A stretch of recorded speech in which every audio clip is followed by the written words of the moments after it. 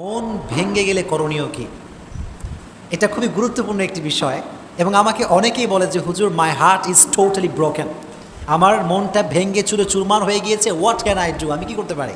এটা অনেক জরুরি একটি বিষয় এবং এটি যদি কেউ জানতে পারে, টিপসগুলো অ্যাপ্লাই করতে পারে, ইনশাআল্লাহ তার যে ভাঙ্গা হৃদয় এটা জোড়া লেগে যাবে। এই জন্য আজকে আমরা ফার্স্ট যে ইস্যু নিয়ে কথা বলবো সেটি হচ্ছে আমাদের মন যদি কখনো কোনো কারণে ভেঙে যায়, এটা অনেক রিজন হতে পারে। কেউ কোনো আঘাত দিয়েছে, কেউ কষ্ট দিয়েছে, কিংবা কোনো একটা সম্পর্ক ছিল ভেঙে গিয়েছে, বিভিন্ন রিজনে আমাদের হার্টটা ব্রেক হতে পারে, এটা ভেঙে যেতে পারে। তো আজকে আমরা জানবো তিনটি উপায় যেটা অ্যাপ্লাই করলে আমাদের মনটা ভালো থাকবে, আমাদের ভাঙ্গা হৃদয়টা জোড়া লাগবে। আপনারা সবাই শুনবেন তো ইনশাআল্লাহ? মাশাআল্লাহ। যখন আপনার মনটা ভেঙে যাবে, ফার্স্ট খুব মনোযোগ দিয়ে একদম চোখে চোখ রাখেন, হৃদয় থেকে শুনেন, কান দিয়ে শুনলে হবে না, হৃদয়ের একটা কান আছে, এটাকে খাড়া করান।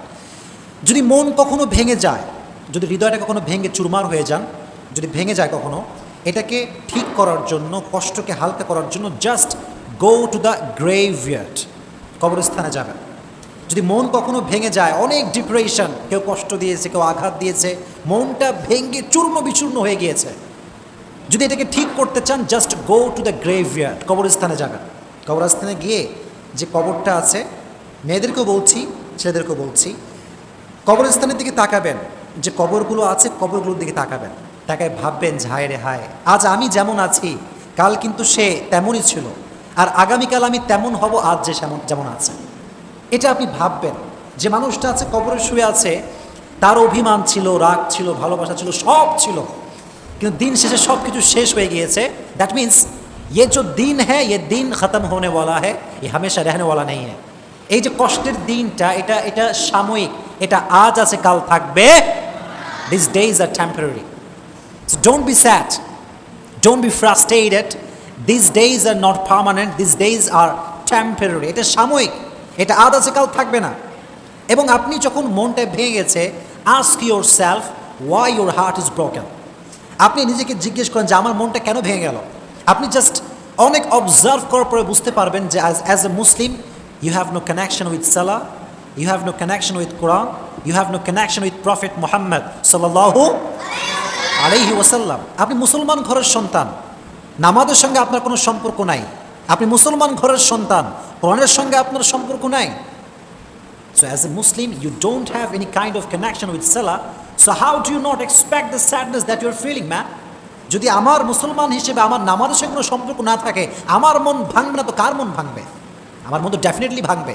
এই জন্য ask your self why you are depressed.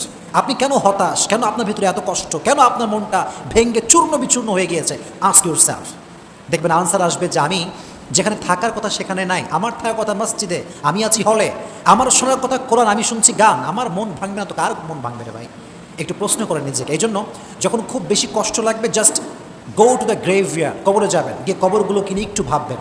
দেখবেন যে যেই মানুষটা বালিশ ছাড়া ঘুমাতে পারতো না, সে মানুষটা আজকে বালিশহীন মাটিতে শুয়ে আছে।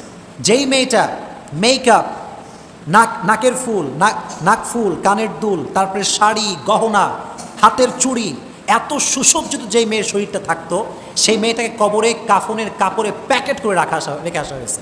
কিচ্ছু নাই, এত রূপ, এত সাজসজ্জা, এত মায়া, কই? কিচ্ছু নাই আজকে। একটু এগুলো নিয়ে ভাবেন। এই যে আজকে আমাদের এত ভালোবাসার মানুষ, কত ভালোবাসা, মেসেঞ্জারে নক দিছে, মেসেজ সিন হয় না, তুমি কোথায়? ইনস্টাগ্রামে নক দিলাম, কই তুমি? তোমার মেসেজ ডেলিভারি হয়, সিন হয় না কেন? কল ধরো না কেন? কত টেনশন, কত ডিপ্রেশন। মরে গেলে সব শেষ, মরে গেলে সব শেষ। কেউ আর খবর রাখে না, কেউ নক দিতে পারে না, কেউ আমাকে নিয়ে চিন্তা করবে না। এটা নিয়ে একটু ভাববেন, দেখবেন যে আপনার যে পেইনটা আছে, আপনার মন যে ভেঙে চূর্ণ বিচূর্ণ হয়ে গিয়েছে, আপনি বুঝবেন যে ইটস নাথিং, এটা কিছুই না, আপনি ওভারকাম করতে পারবেন। এই জন্য যখন মন ভেঙে যাবে, দুনিয়ার প্রতি অনেক মায়া বেড়ে যাবে, কষ্ট বেড়ে যাবে, জাস্ট গো টু দ্য গ্রেভইয়ার্ড, যাবেন কবরস্থানে। বলেন যাবেন কোথায়? কবরস্থানে। এবং বিলিভ করেন যে যদি আপনি আপনার মনকে এটা বোঝাতে পারেন যে this days are not temporary, I mean these days are not permanent, these days are just temporary, এটা সাময়িক, এটা আজ আছে কাল থাকবে না, যদি এটা বিলিভ করতে পারেন, ব্যাস কষ্ট হালকা হয়ে যাবে। ওয়া ইয়াতাওয়াক্কাল আলাল্লাহি ফাহুয়া হাসবু, কোরআনে আল্লাহ তাআলা বলেছেন যে ব্যক্তি হু এভার ট্রাস্টস ইন আল্লাহ সুবহানাহু ওয়া তাআলা, আল্লাহ ইজ সাফিশিয়েন্ট ফর হিম। যে ব্যক্তি আল্লাহর উপরে ভরসা করে, আল্লাহ তার জন্য একাই যথেষ্ট হয়ে যায়। কোন সুবহানাল্লাহ। আল্লাহ একাই তার জন্য যথেষ্ট হয়ে যায়। 1 নাম্বার, যাবেন কবরস্থানে। বলেন 1 নাম্বার উপায় কি? কবরস্থান। মাশাআল্লাহ। 2 নাম্বার, যদি এই ভাঙ্গা মনটাকে জোড়া লাগাতে চান এবং এটাকে সেকেন্ড টাইম আর ভাঙতে না চান, স্বার্থপর মানুষের সঙ্গে মিশবেন না। যারা সেলফিশ পিপল, যারা খালি নিজের স্বার্থ বোঝে আর কিচ্ছু বোঝে না, এদের থেকে ডিস্টেন্স মেনটেন করে চলবেন। কারণ স্বার্থপর মানুষ অলওয়েজ আপনাকে ভেঙে দিবে, জোড়া লাগাবে না। জন্য ভেরি অ্যালার্ট। আমরা অ্যাজ এ মুসলিম স্বার্থপর মানুষের সঙ্গে সম্পর্ক রাখতে পারি? রাখবেন না। এরা খালি আপনার মন ভাঙবে, আপনার ছাকা দিয়ে ব্যাগা করে ফেলবে। এই জন্য খুবই সাবধান। স্বার্থপর মানুষের সঙ্গে আমার কোনো সম্পর্ক নেই, কারণ স্বার্থপর মানুষ খুবই ডেঞ্জারাস ভাই। এরা জীবন যৌবন সব শেষ করে দেবে আপনার। এই জন্য স্বার্থপর মানুষের সঙ্গে সম্পর্ক রাখবেন না। আপনার সম্পর্ক থাকবে মসজিদের সঙ্গে। কিসের সঙ্গে? মসজিদের সঙ্গে আপনার সম্পর্ক থাকবে। এবং মনে রাখবেন, আমাদের যে কষ্ট ভেতরে থাকে এটা কেউ দেখতে পায় না, কিন্তু যখন কেউ আমাদেরকে মারে, আঘাত করে, এটা সবাই দেখতে পায়। মনে করেন যে আমাকে কেউ একটা ঘুষি দিছে, আমি চিল্লাম, উফ, একটা আওয়াজ করলাম, এটা সবাই শুনলো, সবাই বুঝলো। কিন্তু আমাকে যদি কেউ কথা দিয়ে আঘাত করে, এটা একদম এখানে যায়, এই কষ্ট কেউ দেখতে পায় না। এই জন্য তারিক জানি বলতেছিলেন সেই দিন যে जो जख्म ज़बान से उसकी आवाज़ निकली है उसको हर कान ने सुना है, लेकिन जो जख्म की आवाज़ दिल पे होता है ना, वो किसी को सुनने में नहीं आता। যে জবানের আঘাত, মানে আঘাত দিছে মানুষ, আমি চিল্লাইলাম, উ করলাম, এটা তো সবাই শুনতে পায়, কিন্তু যে মনে আঘাত করে এই আওয়াজটা কেউ শুনতে পায় না। শুধুমাত্র শুনতে পায় একজন, তিনি কে? এটা শুধুমাত্র আল্লাহ তাআলা শুনতে পান। এই জন্য স্বার্থপর মানুষদের সঙ্গে মেশা যাবে।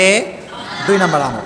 3 নাম্বার যে বিষয়টি আপনি করবেন সেটি হচ্ছে এই, মন ভেঙে গেলে, আমি জানি এটা প্রচুর পরিমাণে কাঁদতে মনে চায়, মনে হয় যে একদম চিল্লা ফাল্লা করে কান্দি, একদম সব কিছু একাকার করে ফেলে, খুব মনে হয়। আচ্ছা ঠিক আছে, আমি আপনাকে পারমিশন দিলাম যে আপনি কান্না করবেন, বাট একটা সময় আছে।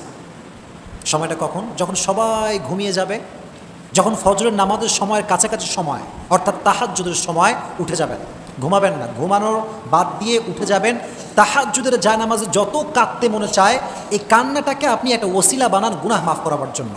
ফর এক্সাম্পল, আপনার মনটা ভেঙে গেছে, খালি কাঁদতে মনে চায় আপনার, আপনি তাহাজ্জুদে ওঠেন, জায়নামাজ বিছান, রবের দরবারে সেজদা দেন, মন ভরে কান্দেন আর তওবা করেন।